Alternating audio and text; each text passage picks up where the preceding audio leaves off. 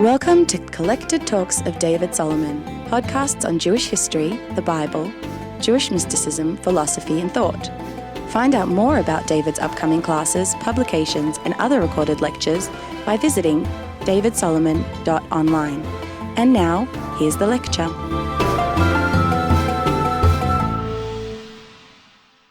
Tonight, we're going to start a four-part series, which is looking at the Nevi'im, the prophets. And the way that's going to work is tonight I'm going to talk about the prophet Yeshayahu, and next week we'll talk about Yirmiyahu, and the week after that we'll talk about Ezekiel, and then the week after that we'll try in one session to deal with all the 12 prophets that are known as the minor. There's nothing minor about them, but the Treyasar, and each of those individually, who would regard themselves as familiar broadly with the historical context of the prophet Isaiah when he's living and what he's doing and what he wants and what he's responding to. Okay, so that's really what we want to focus on to begin with tonight, because it's impossible to understand anything in Tanach unless you understand its historical context and understand what the prophet is talking about in relation to his society and his world and what the challenges are. And the amazing thing about doing that is when we do that, not only does it bring the text completely to life and make sense of it, but we start to find tremendous relevance for ourselves on a whole different level that we didn't even realize was the case. Because what are we talking about? We're talking about prophets. Now, the Jewish nation, as you know, is a very unique nation. And there are some aspects of the Jewish nation that are unique, but they share those features with other nations. We regard our priesthood, for example, as very unique, but other nations have priests. We regard our kings as very special, but other nations have kings. However, there is one institution that flows through the whole of Jewish history, or certainly did up through the First Temple period and will one day be restored, which is a very, very key important factor in the whole of the Jewish continuum, and that is the concept of nevuah, the concept of prophecy. The prophets of Israel and the prophets of the people of Israel are not like any other type of visionary or seer or oracle that belongs to any other people. They are a very, very unique species, the prophets of Israel. And during the time of the First Temple, which is the time that we're looking at, is when they really came to the fore to relate to the challenges of their own time, but their messages are eternal. And when we look at the book of Isaiah, we're looking at something that was written 2,700 years ago, but the way it can speak to us today is remarkable. So that's the first thing, the importance of Nevi'im. And Nevi'im had messages, two types of messages. Well, two broad audiences. On the one hand, they were speaking to the Jewish people themselves, and those types of messages could be one of two types. They could be castigating messages, or they could be comforting messages, or inspirational messages. And the other audience they had were the nations of the world. And in order to become a credible oracle and seer and inspiration to the nations of the world, you have to establish a set of fundamental principles that give validity to your message, and that validity relies in your conception of God. So the first thing we need to realize when we're looking at the Nevi'im, especially starting with Isaiah and that whole period that goes, and I'll show you exactly where we're sitting, it's about a 200-300 year period where the Nevi'im effectively transform our concept of God in order that we as a nation can be transformed into a historical and spiritual continuum that can go on to the next phases of history, because we're looking at a very, very transitional time in history that the Nevi'im come to the fore. When is that? So let's look at it exactly. That's a timeline. We're here approximately in the year 2000. Yeah? I'm going to call this minus 2000, and we'll call this 0. I'm using the secular counting that everybody in the world uses. We'll use that, but it's very convenient because we have a span of 4,000 years. This is 1,000. This is minus 1,000. minus 500, 500, 1500, minus 1500. All right. The last 4,000 years divided up into 500-year chunks. But this period here, from around minus 1,000 to minus 500, is a discrete, unique period in Jewish history known as Bayit. What's the meaning of the word Bayit? House, very good. Rishon, the first house or the first temple. They didn't refer to the temple in Jerusalem as the temple. They called it the house of God. This is the first house. It effectively is the first temple that was in Jerusalem that stood roughly within the, including its building, its duration, its destruction. All of that happened in that 500-year period that we call the First Temple period. Everybody follow so far? Now, I'm going to rub this and we're going to zoom in. We're going to zoom in on that period. So I'm going to call this minus 1,000 and I'm going to call this minus 500. 600, minus 700, minus 800, minus 900. I know the centuries should be equal, but there you go. All right. Where we're now going to zoom our lens is right here, in this period here, which we might call the second half of the 8th century BCE. Like round about from minus 750 to round about minus 700.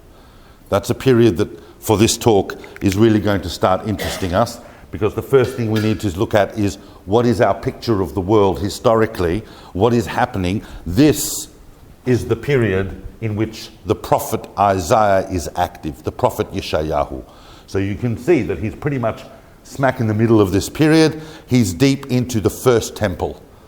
There's still about 150 years to go to the end of the first temple, but this is the period where he is. And what does our world look like? Well, some of you will be familiar with this. So you've seen me do this a million times. Don't call out, but do you know what this is? Rabbi Goodhart, any idea what is that? It's the Mediterranean. And if you don't believe me, go there, right? For those of you who are confused, that's the water, all right? But what this enables us to do is kind of build our picture here. So that's Spain, right? And that's Italy, that's Greece, that's Turkey, there's Egypt, here's North Africa, right? And here is the land of Israel, all right? Now at this point, the land of Israel, if we're zooming in on the 8th century, the land of Israel is occupied by the Jewish people primarily, but we have by the 12 tribes of Israel, but we have a divided kingdom. What I mean by a divided kingdom is there are two kingdoms operating in tandem. For most of the history of the First Temple, that is the case. It has to do with this idea of two kingdoms. There is a northern kingdom comprising 10 of the tribes, called the Kingdom of Israel, and then there is a southern kingdom called the Kingdom of Judah, which is primarily two tribes, Judah and Benjamin, and has the capital of Jerusalem. This is the dual kingdom system that existed throughout most of the First Temple. Sometimes these kingdoms were at peace and cooperating, at other times they were at war with each other, and at other times it was somewhere in between. But there was a parallel that was going on. Obviously, as is famously known, the southern kingdom tended to be much more politically stable because it had the Davidic dynasty in Jerusalem, so you basically knew the family and the identity of the next king. Whereas in the northern kingdom, it was much more down to violent assassination, and generally even some of the stronger families would only be able to hold on to the kingship for maybe 3 or 4 generations before once again there was an upheaval. But there's basically two systems. Now, in the middle of the 8th century, this is the picture politically, is that we have just seen in both kingdoms about a half a century of a very stable situation. A stable rule, a very stable kingdom, a powerful king in the north, the king of the Kingdom of Israel for most of this period, enjoyed prosperity, stability, and military conquests, and his name was Jeroboam II, Yerovam Hasheni. In the southern kingdom, also for around half a century, a very powerful king of Judah, of Yehudah, who is the first king really that is a focus of our interest, and that is the king Uzziah.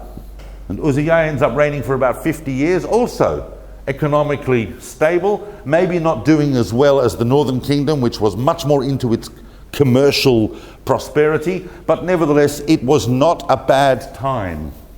Around the land of Israel are dotted various other kingdoms. There's a little bit of a power vacuum in the area for the last century or so, and so some of these kingdoms are actually able to together establish a stable Middle East. I know those two words don't always go together, but and they haven't for millennia, but during the 8th century there was a stable Middle East, more or less, comprised of, you had Tyre up here, and you had Aram, and you had Ammon and Moab and Edom. These are kingdoms that were surrounding Israel and Judah. The nearest kind of thing that would even look like a kind of a power, bigger than that, would be Egypt. But for most of this time, the 24th, 25th and 26th dynasties of the Middle Pharaonic period are minding their own business, more or less. And to raise a conquest of all these guys was probably beyond even Egypt during the 8th and 9th centuries. There wasn't a lot of interest, because at the end of the day, even if Egypt did conquer them, they'd only be conquering their own trade routes.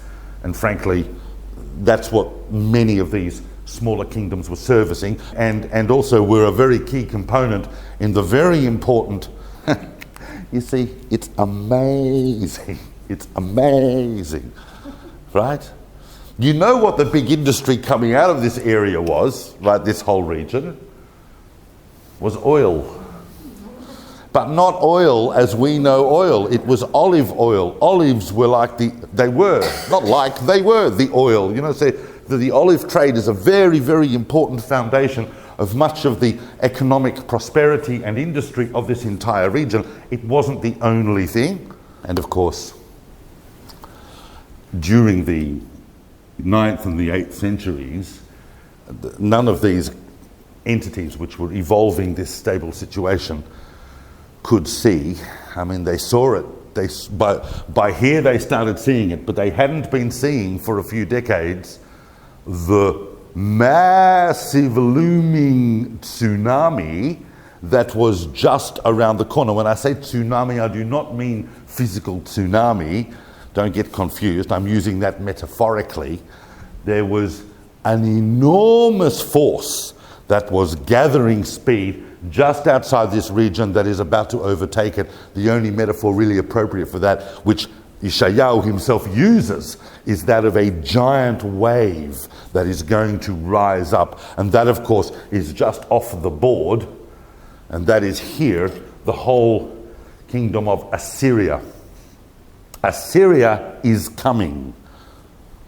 And we're going to obviously look at that in a moment. But I just wanted to pick up the picture as we probably would have it round about 750. One of the things we need to understand when we look at this picture in a bit more detail, the picture of what's going on in the kingdom of Judah and in the kingdom of Israel, and what's going on specifically in Jerusalem. And Jerusalem is the political capital of the kingdom of Judah, but the spiritual capital of the whole place, ideally.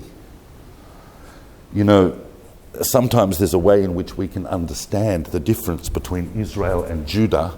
I kid you not. It's amazing how these ideas get transformed into much, much later periods of history.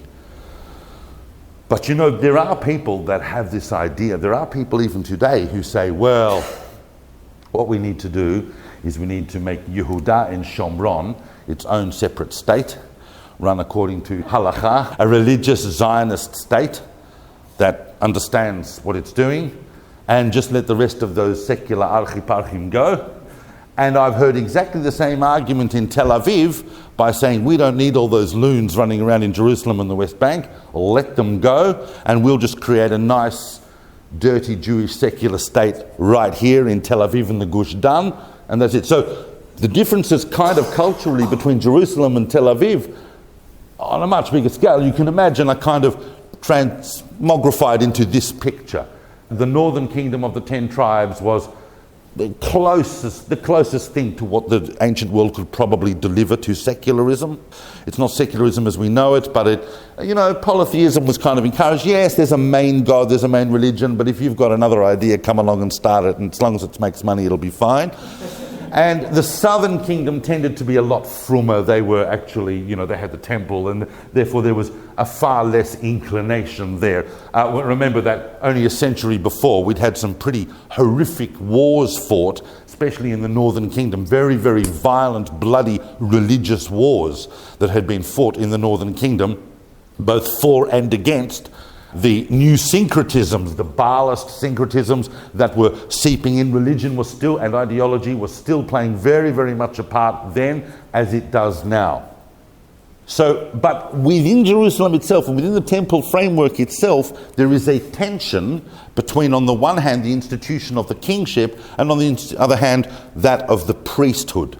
Now, these are big topics. People have written enormously on these topics. I'm only touching on them. Everything I say tonight is like a doorway into another topic. But there are fault lines, social and political fault lines, that run right through the First Temple period that scholars are now very aware of, and you can see that those fault lines sometimes crack at certain important junctures. And one of those junctures happens in the reign of King Uzziah. And King Uzziah, this is where it's recorded in Sefer Melachim. King Uzziah comes into the temple one day. Everybody know what I'm about to talk about? King Uzziah comes into the temple with a whole bunch of soldiers, and he says, "Today I'm going to be offering the incense on the altar." And the priests turn to him and they say, "We think not. That particular task is given to the house of Aaron. Only priests are allowed to offer incense on the altar." He says, "Well, I'm the king, and that's what I'm going to do." And the priest says, "Well, there's, quite a few priests here in the temple. There's at least a few hundred priests around who will say otherwise." And there is a very, very tense standoff in the temple. And Uzziah turns around and picks up the incense and prepares it and starts walking towards the altar when, boom, there is an earthquake. Now this earthquake, the Tanach doesn't mention the earthquake. We have the earthquake from several later sources that can be pinpointed to around this time. Josephus, when he recalls this, says there was an earthquake. The Talmud says there was an earthquake. And seismologists today who study the Middle East know that at some point here there was an earthquake. But whether there was an earthquake or not, there's suddenly an aperture in the building, and the sunlight pours in. This is the Tanakh tells us. The sunlight pours in onto Uzziah's face, and he turns around, and everybody goes, because he is suddenly struck with leprosy. What that then means is that he has to be immediately shuttled out of the temple precinct. You can't even be within the city if you've got leprosy, let alone in the temple itself. And he has to be sitting outside. He spends the next decade or so living outside the walls as the king, while his son, we'll put these, this is Uzziah, and his son, Yotam, comes to the throne as a co-regent. So his father, the king, is still living outside the walls.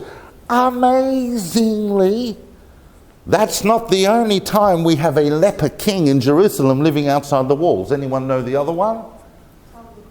Yes, it's in the Crusades. One of the kings actually had leprosy, was living outside the city. So it's kind of the way these things evolve. It's very interesting. But so Yotam is on the throne and Uzziah. Now, Uzziah dies, and in the year that he dies, a young man who is a cousin of the king, so he's like a first cousin, I think, of Uzziah, and a second cousin of Yotam. He's kind of used to being around the royal courts, but he has not particularly made a name for himself yet. But he has been fairly preoccupied with some of the major themes, political themes and social themes. He has become a bit of a social activist, And of course, to take on that role in those days, it's pretty much not that dissimilar, and we'll look at this more in depth next week when we look at Jeremiah, but not that dissimilar to what it would be like to stand up in most shuls today and announce that you're a leftist.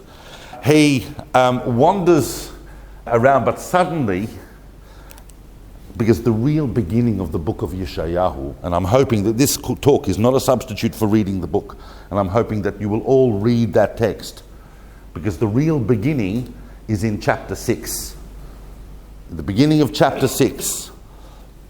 Bishnat mot hamelech Uziyahu, in the year of the death of King Uziyahu, va'ere et Adonai, I saw God sitting in the temple, v'shulav meleim et ha'echal, and it was like his glory and his things were filling the entire space.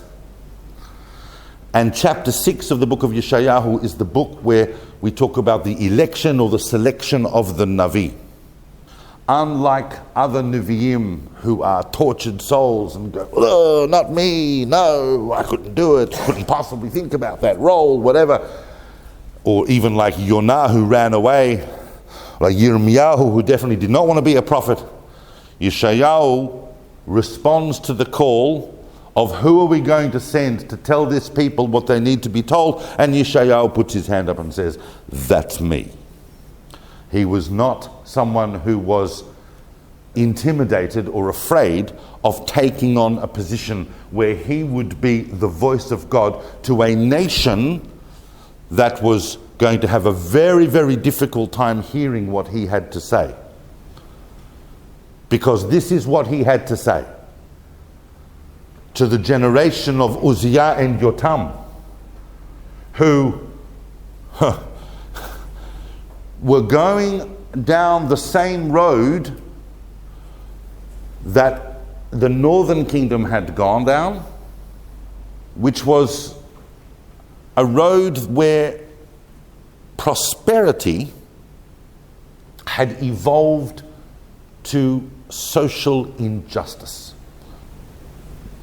And the really, really big thing that was happening was that all of the things that the Torah warns about when it talks about how if you're going to build a society, it has to be on a foundation of social justice, particularly the gap between rich and poor, particularly those institutions in society that were supposed to allow access to people to the resources of the society, and most particularly the law.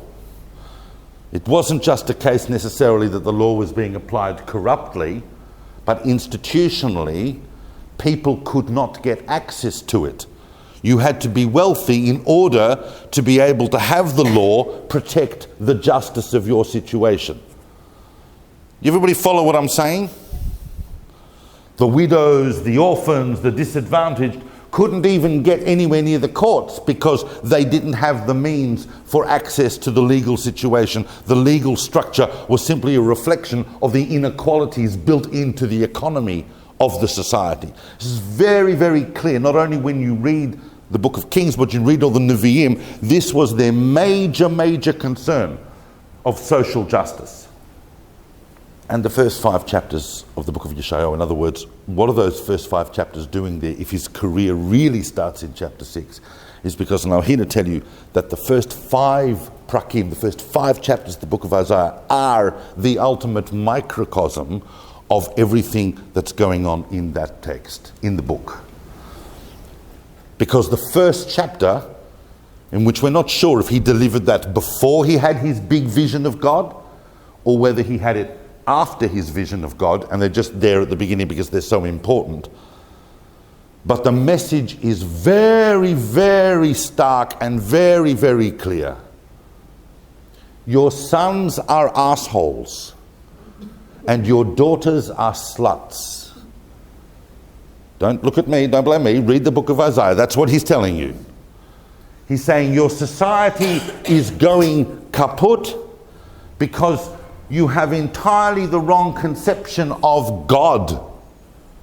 God doesn't want sacrifices. God doesn't want rituals. God doesn't want frumkeit. He doesn't want you to be frum. What God wants is tzedek. He wants righteousness, or mishpat. He wants justice.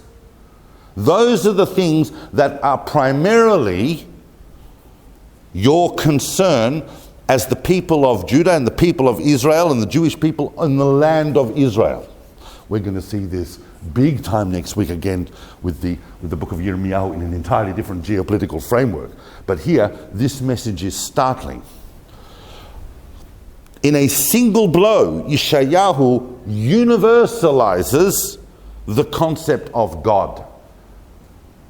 It is not the case that, our God is more powerful than other gods. There is only one God.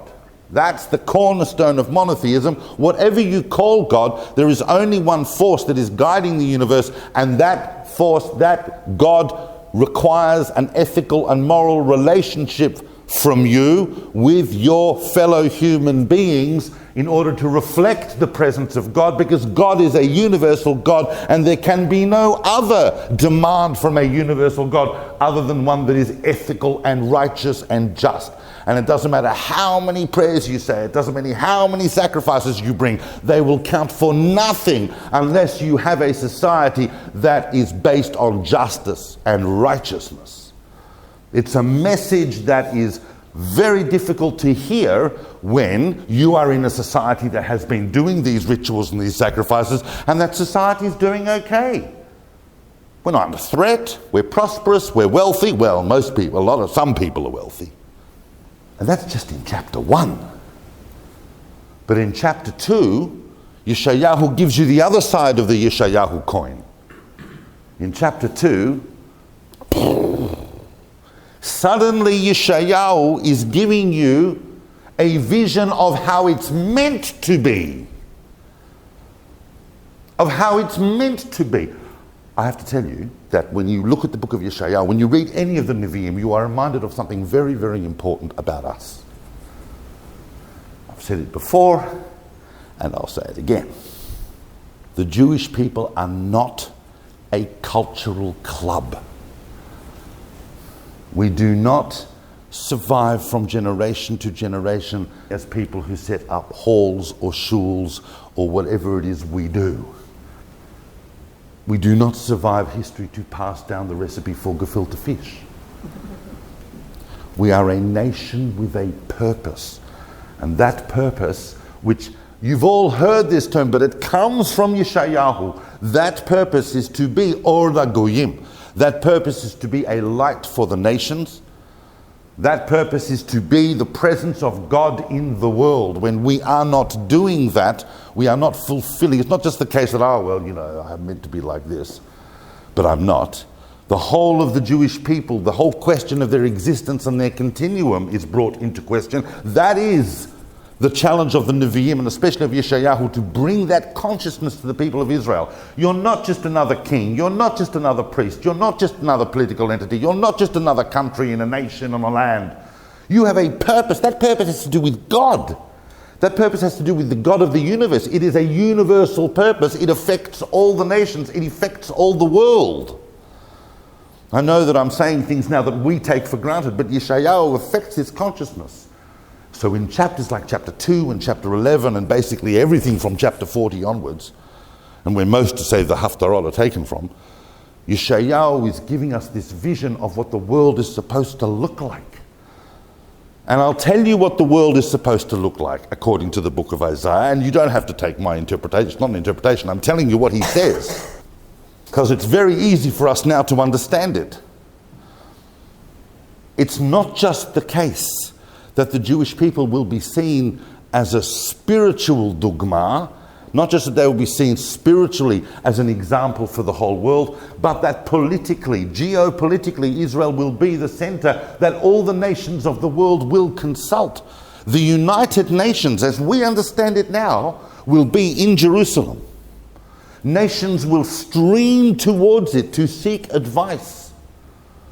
Yeshayahu tells you, Yerushalayim will be the house of peace for the whole world, and the house of wisdom, and the Jewish people will be the light for the nations, and the presence of God will be established. That messianic picture was new at that time. People weren't running around then like they are now going, oh, when's Mashiach coming? That picture is the picture and how do we arrive at that picture? Because Yeshayahu, like the Nevi'im, I'm jumping themes, I'm going to come back to the historical in a moment because we haven't really gone into depth, but they're all intertwined. How do we arrive at that messianic picture? We'll hold that thought. I want to come back in to here. You're listening to Collected Talks of David Solomon. If you enjoy these lectures, you can help us cover the cost of hosting, editing, and producing these podcasts for as little as $3 a month. Visit davidsolomon.online to learn more. Yotam is on the throne. And sure, guys like Isaiah, and also we've had prophets in the northern kingdom. The two big prophets that have already happened in the northern kingdom are the prophets Hosea and the prophet Amos. And they have warned about the terrible destruction that's going to happen to the northern kingdom. Even Amos, who was actually from Yehudah, went to the northern kingdom to tell them, your game is up. There is already a political power struggle happening in the land of Israel and in the kingdom of Yehudah in relation to Assyria. All the trouble was going to come from Assyria. Amazingly, because just look at today, that whole Syria, Iraq juncture, that's exactly where all of this stuff was coming from, but in a mass, not like ISIS today, who are only their kindergarten. This was the first of the major, unstoppable, globally expanding empires that we are going to see for the next millennium. This was the first. The Neo-Assyrians. They weren't the first Assyrians. Assyrians had several modes of expansion at different times over the preceding 1,500 years, but this one was their biggest. And we call it the Neo-Assyrian Empire because they revived Assyrian culture, they revived their military, they went on massive conquests, and they were unstoppable. The name of their empire was Ashur. The name of their major city was Ashur. The name of their god was Ashur. They had a nation-state theology that they were carrying with them wherever they went. And they were becoming a tremendous threat, but they had not yet taken this part of the Middle East. This was a shtickle too close to Egypt for them, and also they needed all the full resources to be able to deal with this, not confederated entity, but a certain stable situation that existed with all these buffer kings around Israel and Judah. But already there was political pressure being exerted within the house of Judah, so that we had two major political factions. One of which was the pro-Assyrian, one of which was the anti-Assyrian factions. And the pro-Assyrian faction deposed Yotam and put on the throne his son, Achaz. And Achaz was a very different king. Yotam, by the way, Yotam, only dude to have been co-regent twice in his life. Once with his father, when his father had leprosy, and once with his son, when he was deposed and his son was put on the throne by the pro-Assyrian factions. Because the pro-Assyrian factions wanted Judah to make a deal with Assyria. Yotam is referred to by the Tanach very, very rarely. Does the Tanach actually say any of the kings were any good? It calls Yotam a righteous king. Much later Jewish literature, such as the Zohar and so on, make of Yotam a mystical figure, because there's very little written about him as a person and personality, other than we know that he basically didn't do anything wrong. And that, for a king of Judah and Israel right throughout the First Temple period, is extremely rare. But Achaz was a very different king. And Achaz was on the throne and started playing this geopolitical maneuvers. And he's very worried because the kings around him of Aram and Israel wanted to make an alliance against the Assyrians. So when the Assyrians, remember, now Assyria worked like this. The king, the emperor of Assyria, every year, early summer, late spring, early summer, would have to take the army out and conquer someplace. So there was kind of this built-in mechanism that the Assyrian Empire would constantly expand. If he went for a couple of years and hadn't conquered anything new, they would call him a leftist. He had to keep expanding, so they knew it was only a matter of time before Assyria would begin to overwhelm this area, and Aram makes a deal with Israel. But because Ahaz doesn't want a part of that alliance, he's threatened with invasion by them. They're going to invade. Aram and Israel are going to invade Judah because Judah won't align with them against Assyria. Follow? And that's the point of the famous chapter 7. Don't worry, there are 66 chapters in Isaiah. I'm not going to be going through them at the pace I'm going through these, but these are the important. By the way, just before I come back to this, about what Ahaz is going to do about these two nearby kings that want to invade him because he won't join with them against Assyria, I just want to say, because I'm reminded of this, and I don't say it now, I'll regret it. Two things about the book of Yeshayahu that I want you to understand.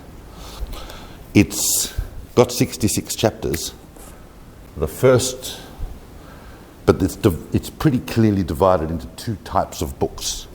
One is chapters 1 to 39, which deal with all the material we've talked about till now. And the other is 40 to 66, which deals with an entirely different set of themes that I obviously will be talking about in a short while, that have led many scholars to possibly believe it was written by a different person than the first prophet Yeshayahu.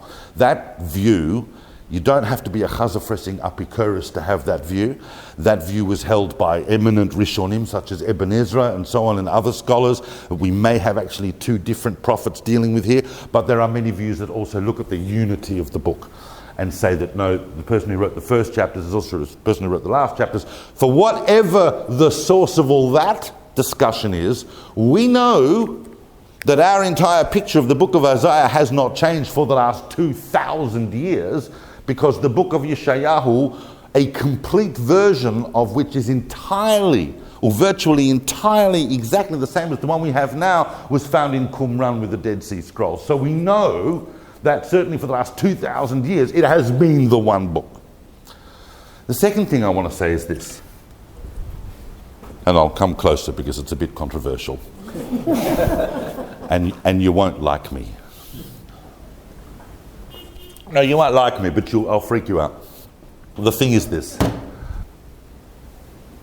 Don't panic when I say this, all right? Because sometimes when you say this to audiences, they kind of, their sphincters clench and they go, oh my gosh, or they run out of the room, or they switch off, or whatever. You got to read the book in Hebrew.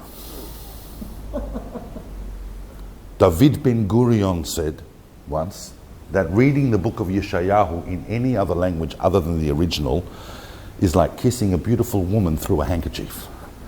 And that might actually work for some people, but the reality is that Hebrew is the language of the Jewish soul. It is what affords you the most intimate experience with our history and our continuum. It's stunning in English. It's stunning in English. I'm not saying that you won't get anything out of it when you read it in English. It's amazing, especially if you're reading with a good translation. But in Hebrew, it's indescribable. The book of Yeshayahu is not just, we have this Navi called Yeshayahu, he's written a nice book, isn't that lovely? It is one of the greatest monuments of world spiritual and religious literature and poetry. It is phenomenal. And when you look at it in the Hebrew, it's kind of, wow. Now, therefore, I hear what you say. You say, well, I appreciate that. That's very nice. And, maybe my children or my grandchildren at a Jewish school, they might explain it to me one day. But I'm not going to be that person who's going to sit down and read it in Hebrew. I'm just not that person. Wrong. You don't have to become a professor of Hebrew language overnight. But that journey begins when you open the book and you just start reading. Every word you learn will open your mind to a new window of understanding. And as I'm often saying, there are 2-year-olds running around Israel speaking Hebrew. How difficult can it be? But the reality is I have to say that because it affords you a much more intimate experience. Even if it's slow at first, try and read the book of Yeshayahu at some point in the original, and you'll see that every word has kind of got this amazing aura of quality about it. So aren't there also 50 if they were to read it. I don't agree with that. Do you think?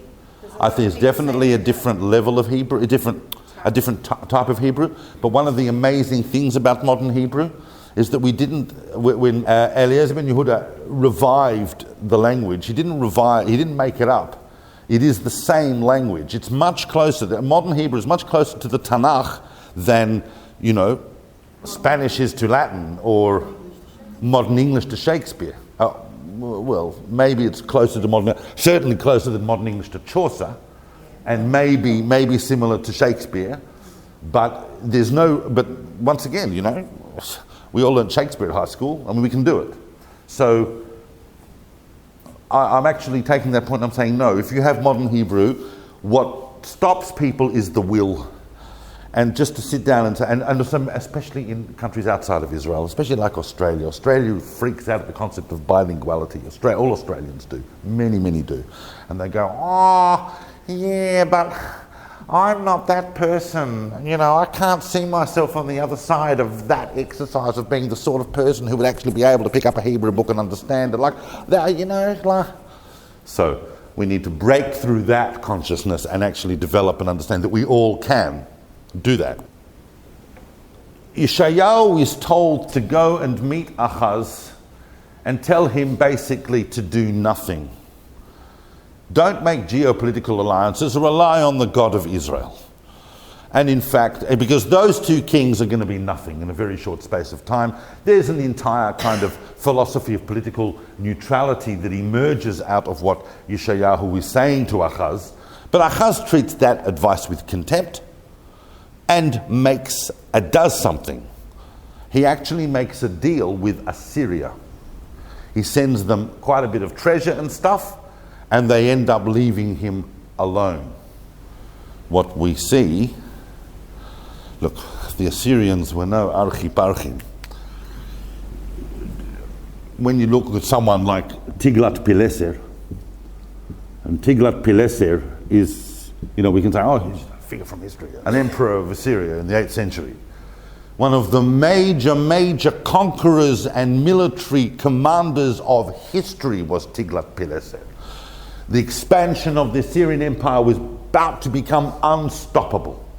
And in fact, in the very fateful year of -720, not under Tiglath-Pileser, but his successors Shalmaneser and then Sargon, the Assyrians came in 720, and as foretold by the prophets, as foretold by the Nevi'im, especially by Amos, they came and they wiped out the whole of the northern kingdom. Gone, finished. The 10 tribes, away. Never to be seen again. When we talk about the lost 10 tribes, that's when it happened. And ladies and gentlemen, these are not cartoons from the comic books. This is not something that you say, oh, well, the Bible says that. Tanach says that, but Tanach is not the Book of Mormon. The Tanakh here is telling you how it was, and everything it tells you is objective fact, which we have corroborated by the massive Assyrian chronicles that we have. Many tens of thousands of cuneiform tablets that were only uncovered in the 19th century CE by British, French and German archaeologists who are reading stuff that is confirming everything the Bible is telling us that could not have been described except by people living at this time. And they confirm what we know. And they confirm what the Tanakh says. The Assyrians came and they wiped out the northern kingdom of Israel, and they took the 10 tribes away, and they ethnically cleansed the entire area and replanted it with their own various populations. That's what the Assyrians did. The Assyrians weren't nice conquerors. They weren't, like the British. Well, they didn't play cricket, and they didn't say, it's okay if you just, raise a flag every morning and sing our national anthem and, pay taxes a bit and then we'll leave you alone. They weren't like that. If you knew you'd been conquered by Assyria, because you would find yourself either dead or enslaved or living in a place very, very far from where you were a month ago. That's the Assyrians. They conquered. The shift happened later with the Persians is really that shift, and where we're going to see, that's in the Second Temple period where we see a different type of imperial rule. Meanwhile, Ahaz is succeeded by his son. Ahaz dies, and all of these events, in other words, the treaty that Ahaz had made with the Assyrians staved off the Assyrians from Judah for a while, as predicted by Yeshayahu, because the kingdom of Yehudah had not reached the levels of degradation and corruption that were going to cause its destruction as prophesied by the prophets here.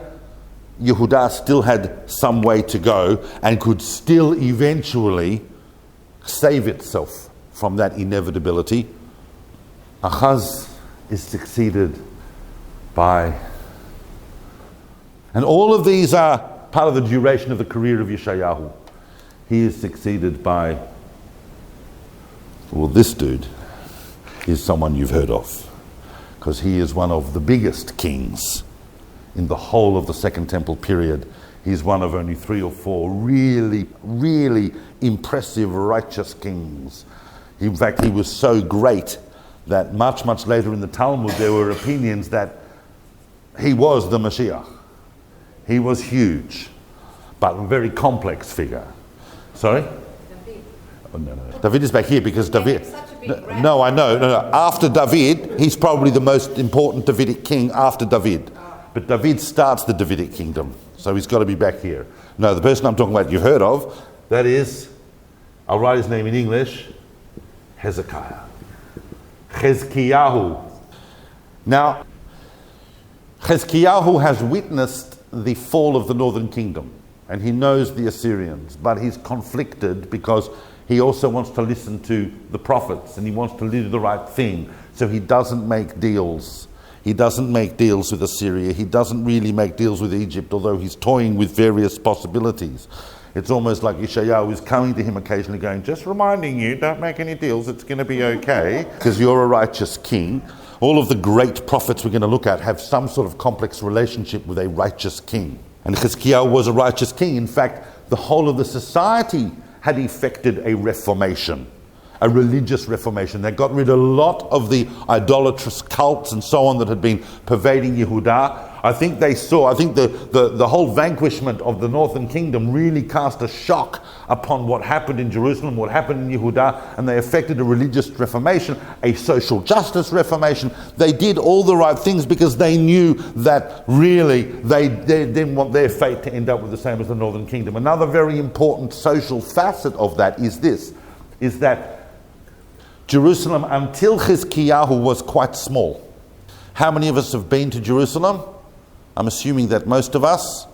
So when we think of the Ir Atikah, the old city, we think, oh, that's quite small. That must mean what he's talking about, but it's not what I'm talking about.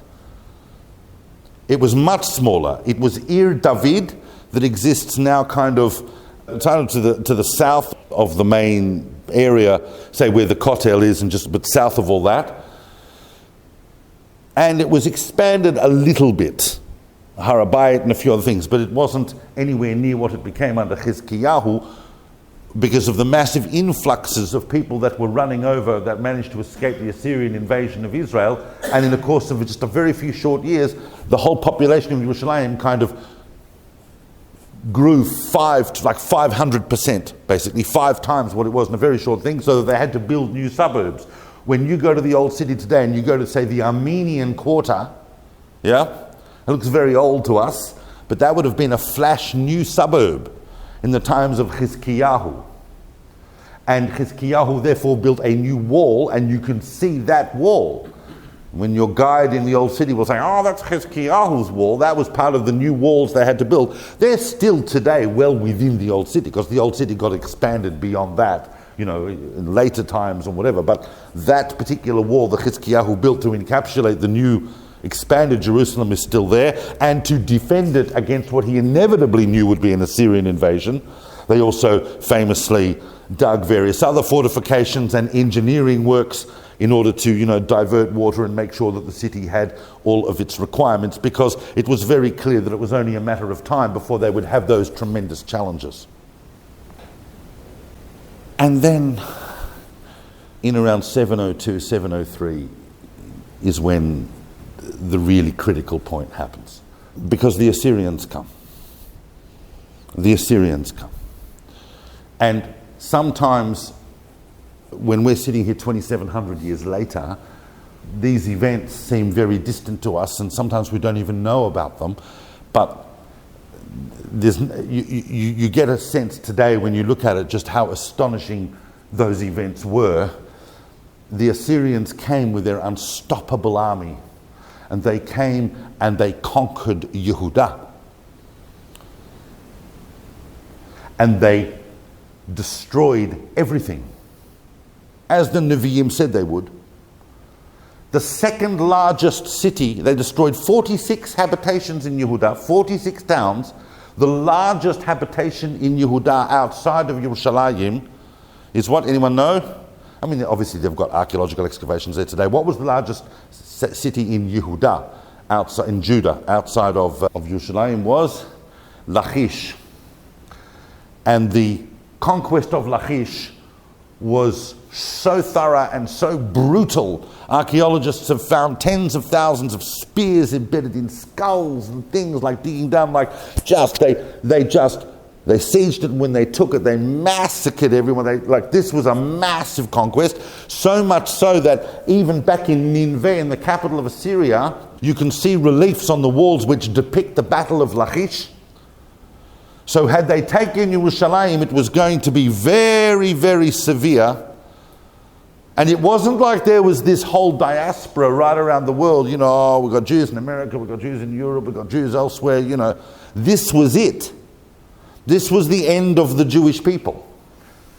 And with an enormous army of over 200,000, which was just phenomenal for the 8th century, Sennacherib comes to the gates of Jerusalem. And they start telling the people across the walls to the king, it's over. Do you know how many nations we have already conquered? And every nation we conquered tells us our God will save us, and it doesn't happen. And so there's no point trying to defend this city. We're here. And obviously Yeshayahu asks Yeshayahu what he should do. And Yeshayahu says, chillax. Nothing. That's kind of not really hitting home the message for Yeshayahu. So he takes the letters that he's been given. He's been sent to him by the Assyrian army standing outside. They've sent these, the messages I just told you about. They send them in these letters and they say, give these to the king. He goes into the temple, he goes to the top, he goes to the roof, he stands there on the roof, and he opens up the letters to heaven, and he says, God, what do I do? If you're going to act, you kind of need to act now, because this is it. And many, many nations that we only know via third-party sources were destroyed and crushed and eliminated from history by the Assyrians, including neighbors like Aram and so on. The Assyrians had crushed everyone. They were this massive wave. Now, that event, when Yeshayahu goes and shows the letters to God and says, what am I going to do?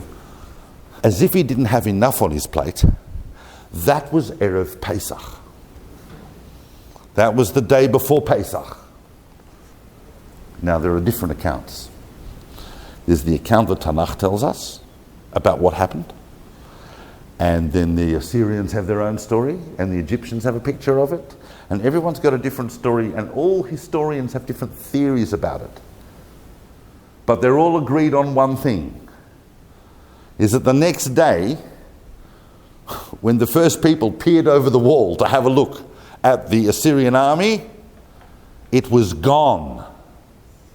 It was gone. Now the Tanakh tells us that an angel came through and slew 185,000 of them in the night. First night of Pesach, the rabbis tell us that happened.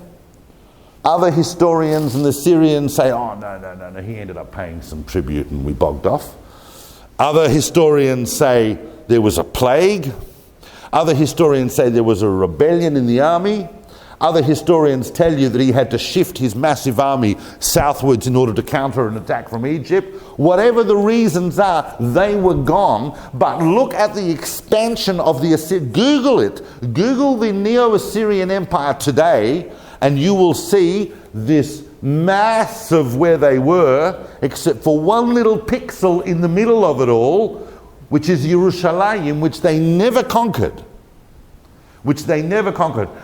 Am ha'holchim ba'choshech, says Yeshayahu in chapter 9. Ra'u or gadol. The nation that had been walking in darkness have seen a great light. This was a phenomenal miracle. However you want to explain it, the end was nigh and bang, that happened. So that then also obviously aided the tremendous reformation that Yeshayahu, that helped Chizkiyahu make in the society, the effect that he had. Now, in line with that, and also the historical circumstances of all that are, you'll find them also, not just in the book of Kings, but you'll find them repeated basically in the same way in the book of Yeshayahu itself, between chapters 33 and 39, about how all of those events happen. Throughout the chapters, which are the 20s, Yeshayahu is really giving prophecies to other nations, because the prophets saw themselves not just as prophets to the people of Israel, but also prophets to other nations as well, and calling upon them to behave with justice, both internally and externally, and to behave with righteousness. Because the whole calling of the people of Israel is to be that light to the nations. I want to talk for a little bit about, obviously, we hadn't finished entirely with Chizkiyahu's relationship with Yeshayahu. Chizkiyahu went on, after a while Chizkiyahu became very ill. The rabbis tell us, the Tanakh doesn't tell us, but the rabbis tell us that the reason he became ill is because he didn't have any children. The reason he didn't have any children was because he said, this is not in Tanakh, this is the rabbinic midrash on it, is because he said that I've foreseen that if I have children they'll turn out to be wicked, so I thought better not to bring them into the world, and that was considered punishable by death to have that speculation about one's kids. So he's mortally ill and terminally ill, and the Tanakh narrative tells us that the prophet Yeshayahu goes to visit him, and Chizkiyahu says to Yeshayahu, well, what are we talking? And he goes, 3 days. And Chizkiyahu turns to the wall and utters this phenomenal prayer that you can read in the book of Yeshayahu, read in Sefer Melachim. He offers this prayer that is so heart-rending about what Chizkiyahu wants to achieve and what he wants to do and how he wants to walk before God, that before Yeshayahu, the prophet, is even out of the building, he gets another call on the mobile from God and says, okay, go back and tell him he's got another 15 years. So he goes back and he tells Chizkiyahu that he has another 15 years. Coming back now to Midrash, we're told that Yeshayahu then organized for Chizkiyahu to marry his own daughter, Yeshayahu's own daughter. And he goes, well, listen, you're a righteous king. I'm kind of like the prophet Isaiah. So if you have a child with my daughter, it's a good chance it's going to be okay. But as it happened, it wasn't, because Chizkiyahu's son turned out to be the last king that reigned in the career of Yeshayahu. And that was one of the worst and most awful kings that the whole of the kingdom of Judah had ever seen. And that, of course, was, yes, Menashe. Very good, Sharon. Menashe. Menashe was awful. And Menashe, we're told by Midrash, is the one that actually killed the prophet Isaiah, effectively meaning that he would have killed his own grandfather. So Yeshayahu was martyred under the kingdom of Menashe. There's no way that Menashe was going to be able to tolerate someone who was, he killed all the prophets, he filled Jerusalem with blood, killing any opposition. So there's no way that he was going to be able to tolerate someone of the caliber of the prophet Yeshayahu running around, even if it was his own grandfather. But I want to deal with some of the major themes just briefly at the end. We're going to close in a minute, but I just want to talk for a sec about some of the major themes in the latter part of the book, many of which are familiar to you. Those of you who go to shul on a regular basis would recognize many of the chapters contained in 40 to 66 as haftarot that you are familiar with, starting right from the beginning of chapter 40, the famous Nachamu, Nachamu Ami. A lot of that has led people, therefore, to assume that perhaps the 40 to 66 chapters, the chapters that go from 40 to 66, don't worry about chapters, by the way. The chapters are not ours. We didn't make up the chapters. They were made in the Middle Ages by some priest dudes, Stephen Langton or whatever, but they're very useful and we've adopted them. But that really it's talking about a period here, and which is the post-exilic period already when they're coming back from Babylon, that maybe a lot of that refers to it, and therefore that has obviously led some scholars to think, well, if it's talking about that, then maybe it was written then. Others have come along and say, no, it still belongs here. He may be talking about there, but he is a prophet, so it's not a problem. Every major theme that is part of this radical transformation of the concept of God that is happening in the prophetic project is found in the book of Isaiah in its most pristine and sublime form. But fundamentally, it's like this. Your concept of justice and social justice, whatever you think it is very linked with your religion. It's linked with your concept of God. There is a deep relationship between idolatry and social injustice, because both represent the pursuit of power. Only the God of the universe, who is the God of Israel, is the true force in the world that demands ethical and moral relationships from people and justice and righteousness. In order to do that, you need to be a universal nation, and you need to have that, you need to aspire to that universal code of ethics that is recognized by all nations in terms of what justice is. You'll find that you have the Torah, so you have the ability to do that. And you have a relationship with a God who represents that. But you fall short of those standards, and you say, well, how can I fix that? And this is really where the prophets introduce their most powerful concept.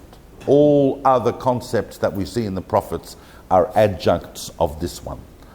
And all the great sublime pictures emerge from this concept that the prophets of Israel, again and again and again as their essential message, have introduced. It is not an idea that was really known theologically in the world before here, but it forms the cornerstone of our entire relationship with God from here onwards.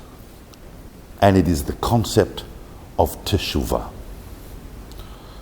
And TESHUVA means TESHUVA. It can't be translated. Some people want to call it repentance, but that's a very, very weak approximation and doesn't even really give the picture. TESHUVA means TESHUVA because it also means response, it means answer, it means return, it does mean repentance. But what it really means is an inner transformation. I can become a righteous person immediately. And when I do, genuinely effect that inner transformation, which starts with the question, why am I an asshole? That's the real initial question of Teshuvah. And when you effect that transformation and decide to live as a righteous, honest person, then you transform the world around you. Society transforms. When a society transforms itself on that level, then they affect all nations around them. And what does that transformation look like? It looks like the Messianic period, the Messianic age that will be ushered in by a transformation that happens in the world. The Jewish people, says Yeshayahu, and say all of the Nevi'im, but especially next week we'll see with Yirmiyahu, cannot look to all other circumstances and events and people and go, oh, woe is us, and keep wallowing in victimology. At some point you have to realize that your very geopolitical picture is a reflection of how you're running your society and who you are. And that applies to every age. And I know that's a difficult message. It's a difficult message for our generation because we have the right to turn around and say, oh, what do you want from us? We came out of the Holocaust. Surely we're allowed to be victims. But no, says Yeshayahu. That reality or not, you must effect an inner transformation that can turn the Jewish people into the light to the nations it's meant to be. And especially if you have the zechut, the right, the merit and the responsibility of having sovereignty in the land of Israel, as we will see next week with Yirmiyahu, that brings with it responsibilities on a whole other level. But what a vision! What a vision of what the world will be like. And Yeshayahu tells you, don't listen to people who tell you that you are naive when you talk about world peace. Don't listen to people who scoff at you and say, it's just naive world peace. It is possible. If it's not possible, then what are we doing? What is the point? It is possible, it is achievable, but it doesn't start with him or with her or with them. It starts with you. It starts with the inner transformation that you're going to make in yourself, in your family, in your community, in your society, in your nation, and in the world. Oh, it's a big job. Yeah, but it starts with you. And it's true, the prophets tell you, transform yourself and the world will be transformed. So that's the key messages that emerge from Yeshayahu. When you read all the incredible visions, I mean, we can talk all about them. The famous things, Lo yisagoy al goy cherev velo yilmedu od milchama, that nation shall not lift weapon against nation. They won't learn war anymore. There won't be any more war. And we can go, there won't be war. But we've seen in the last 500 years of history that certain things that were assumed became anachronistic, like slavery, like universal suffrage. These things became things in the past. There's no reason why we can't achieve that world where nations do not go to war anymore. The book of Yeshayahu, I'm urging you not to just listen to me talk about it and put it in historical context, but now that we have that historical context, these are the kings that Yeshayahu is dealing with, particularly his relationship with Chizkiyahu, and all of that is effectively, you'll find in the first kind of section of the book, 1 to 39, but particularly if you look at chapters 9 and 10 and 11 and 12, you'll see the whole story with Chizkiyahu. The first 5 chapters are a microcosm, so if you can't read the whole book, just read the first 5 chapters of Yeshayahu. Read them in English if you can't read them in Hebrew. If you can read both, then look at both and kind of realize how brilliant and amazing the language is. And next time you look at a haftarah, so that whole 6 months that we're going to look at from Pesach right through to Rosh Hashanah is just filled with haftarot taken from Yeshayahu, especially once we get past Tisha B'Av, and we're going to be looking at all the amazing 7 haftarot of comfort. Because on the one hand, Yeshayahu is kind of this boom, boom, boom castigating prophet, but his tremendous vision is one of humongous comfort and just sublime poetry when he tells you what your destiny as a Jewish person is, what project can you contribute to. It is a project that is fundamentally universal. After Yeshayahu, no longer is God just, a powerful God, the most powerful God. He is the only God. Ani rishon v'ani acharon umibil'adai ein Elohim. Apart from me, there is no God. God is God. And you recognize God because anything that works towards righteousness and justice and freedom is God. And that is the key to the book of Yeshayahu. Are there any questions on that? According to the rabbis, Yeshayahu was martyred because at the very beginning of his career, when he had that big vision, he said, I shouldn't be seeing this because I'm kind of an ordinary person. Ani arel sfatayim, I am kind of, unclean of lips, and I live amongst an unclean people. And God said to him, well, you can speak for yourself, but you can't speak for the people around them. Even though we know they're all sinners, you have to be very careful what you say when you take on a responsibility on behalf of the Jewish people, what you say about the Jewish people. And it's basically because of that later on that Yeshayahu suffered in the hands of King Manasseh, according to the rabbis. No, this is not from the book itself. Oh, since no one's moving and no one's asking any questions, I'll just say one more thing. All right? Because this is interesting. There is perhaps no book that has been more misinterpreted than the book of Yeshayahu, in the book of Isaiah. And there have been no greater misinterpreters of the book than the proponents of another big religion that we're all aware about.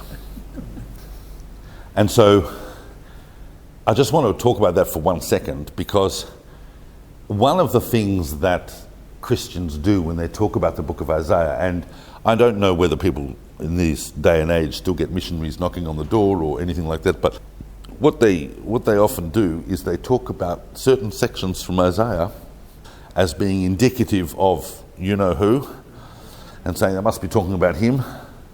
There is a set of poems that are spread throughout these chapters, this second part of the book of Isaiah, that are called the servant songs. And so, they talk about the servant of God and what the servant of God is going to go through. And Christians are very fond of saying, Isaiah 53. Have a look at Isaiah 53. If you ask any Christian, any respectable Christian evangelist, what is the most prominent T-shirt slogan verses of the Bible that can prove to the Jews that Isaiah's talking, that the Bible is talking about Jesus, they'll say Isaiah 53. And the issue is that it would appear that none of them have looked at Isaiah 52, Isaiah 51, Isaiah 50, Isaiah 49, 48, all of the servant songs. It's very, very clear who the servant is. Avdi Yisrael, the people of Israel are the servant. This point was very, very eloquently made by the Ramban in the famous disputation of Barcelona in the 13th century, when he scandalized everybody by saying that the Jewish people are Jesus. Manang. And so anytime someone tries to tell you that, tell them, just go back to chapter 42, go back to chapter 44, go back to the beginning of that whole section, and it tells you very clearly who the servant is. That's number one. There's also some very famous, for example, one of the famous things that they do with the book of Isaiah, as you know, when they talk about, and it's even in the New Testament, it's completely ridiculous mistranslation and out of context, bizarre thing, but they tell you that Isaiah 7:14 is the virgin birth, right? There's the prediction of the virgin birth.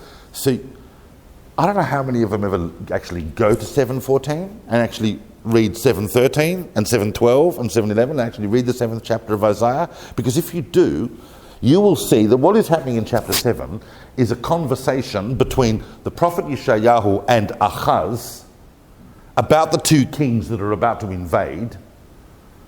And Yeshayahu says, I'll give you a sign, because the wife's pregnant, and when she gives birth, right, she's going to give birth to a boy, and before that boy even knows how to, the difference in right and wrong, or he's only, eat anything other than cream, these guys here will be vanquished. So it's kind of like a sign. And somehow, the New Testament writers took that verse, Hinei ha'alma harav yoledet ben, using the word alma, which doesn't mean virgin, means young woman, but they said, that means virgin. How on earth it's going to help Achaz to be told a sign by Isaiah about an event that's going to happen in 700 years' time on a completely different and irrelevant plane is very, very difficult for us to understand. But it's a good example of how many of the writers of the church took verses at random and didn't study the context. So if we study context, we kind of get to fix that up for the Jewish people. Unfortunately, many people in the world know Tanach better than the Jewish people themselves. We're not reading it enough. The most important thing is to look at a prophet and say, when did he live? What was his context? Because without that, we can't really assess his contribution. All right, I'm going to finish off on that now. Thank you for listening. We hope you enjoyed the talk. For episode notes and transcripts, or to learn more about David's next classes and projects, visit davidsolomon.online. You can also find David on Instagram or Facebook. Thank you. We hope to see you again soon.